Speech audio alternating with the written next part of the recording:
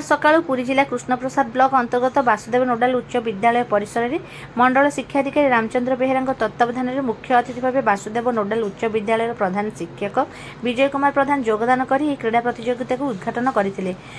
Krishnaprasad block विभिन्न विद्यालय आसथिबा छात्र छात्री मध्य विभिन्न क्रीड़ा प्रतियोगिता अनुष्ठित होता। कार्यक्रम में सम्मानित अतिथि भाव कृष्णप्रसाद ब्लॉक सह शिक्षाधिकारी